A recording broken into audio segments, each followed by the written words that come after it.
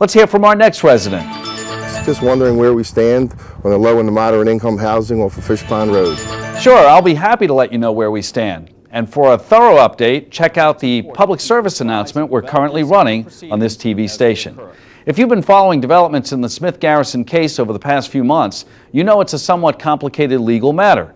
But I'll break it down and give it to you in a nutshell. Several years ago, before I took office, the township offered to purchase that property off of Fish Pond Road and preserve it as open space. The owner refused, opting to hold off for a better offer, which he received from a developer. The township, again before I took office, then rezoned the property in an attempt to limit the number of properties that could be built there. Then the property owners sued, but not just over the rezoning issue. They also filed a builder's remedy suit accusing the town of not fulfilling its affordable housing obligation in a suitable time frame. That's pretty much where we stood a few months into my first year in office.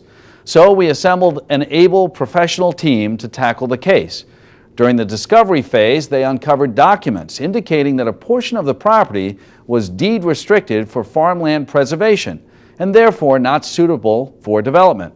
We filed a motion to dismiss the case based on that information, but a Superior Court judge overruled us.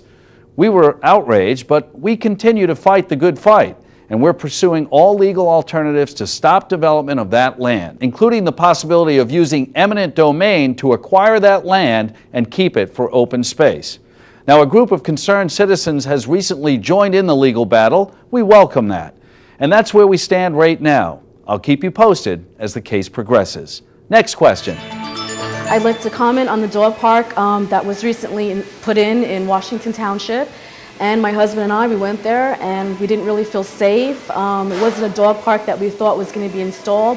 We thought it was more of off-leash, intermixing with other dogs. One of the suggestions that I would like to make us feel a little safer would maybe be a fenced-in area where the dogs can go.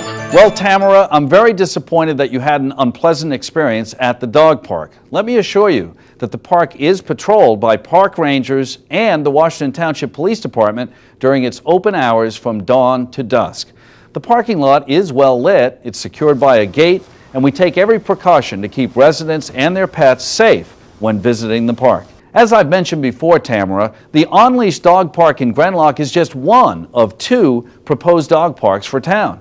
Plans are still underway for the off-leash park. We're trying to determine the most appropriate location since the dogs will need plenty of room to roam. The off-leash park will be fenced off into 2 distinct areas. Larger dogs will romp in one area and the smaller dogs in another. Now, Tamara, I really enjoy the rustic natural setting of the on-leash dog park, but maybe you'll feel more comfortable in an area where you and your pet can socialize with other dogs and their owners. Stay tuned. We'll keep you updated as plans for the off-leash dog park develop.